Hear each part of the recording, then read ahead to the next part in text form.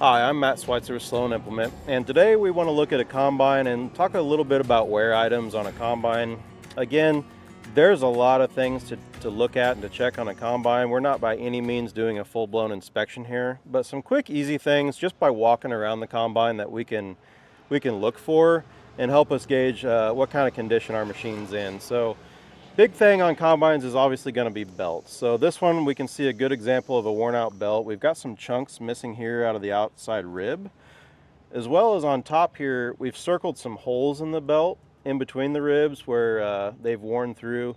So that's just a good example of a worn belt that needs replaced for sure. We can check the condition of our chains. So I've got my unload auger chain here.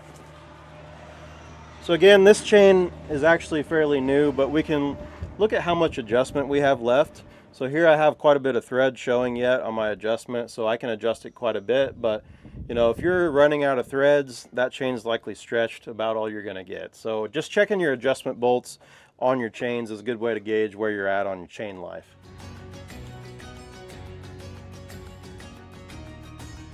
Up here we do have augers. Now I can't show this one real well, but my vertical unload auger here, I do have a kind of a sight window, so I can loosen up these two bolts and nuts and pull this slide window up, and I can actually see the flighting on the vertical.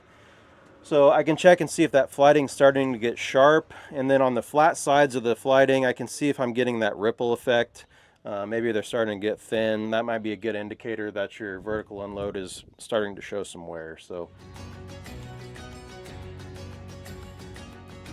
obviously I'm not going to point out every single belt, but you'd want to check all your belts while you're doing it. We don't have a traditional chopper on this machine for Central Illinois, but you'd want to check your chopper hammers as well, and your stationary knives or your knife bank. Make sure they're in good condition, not overly worn. Make sure all the hammers are there and present, and if we're missing any, we would replace those in a set. So I want to check our condition of our chopper as well.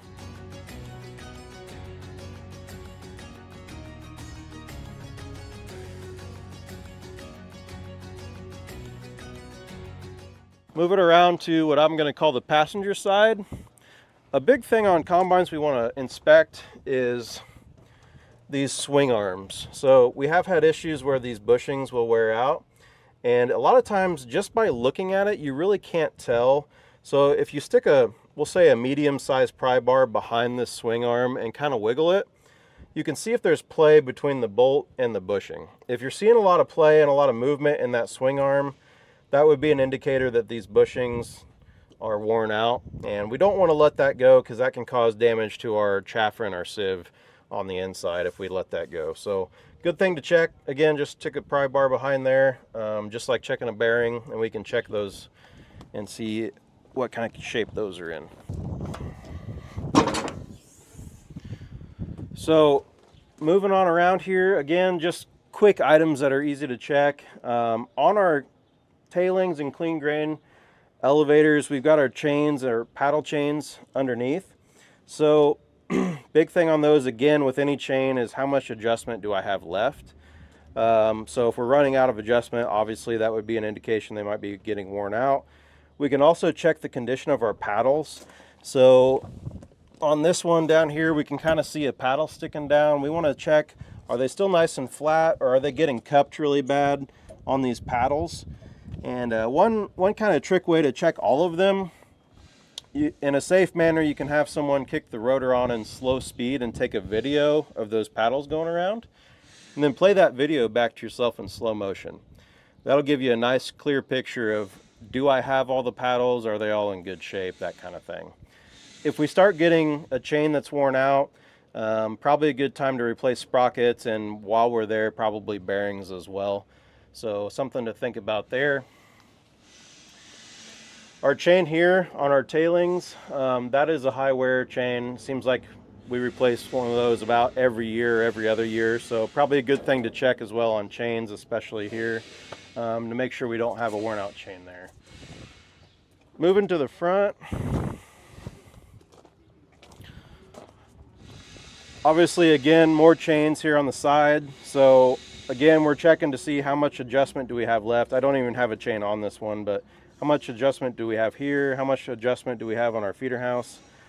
chain there. So again, if we're out of adjustment, that chain might be at the end of its life. Now, the clean grain tailings or feeder house chain, they are made to have half links taken out. So if you haven't done that, you might be able to get by with taking a half link out. Otherwise, we would need to replace that chain. So again, these are just quick, easy items to check.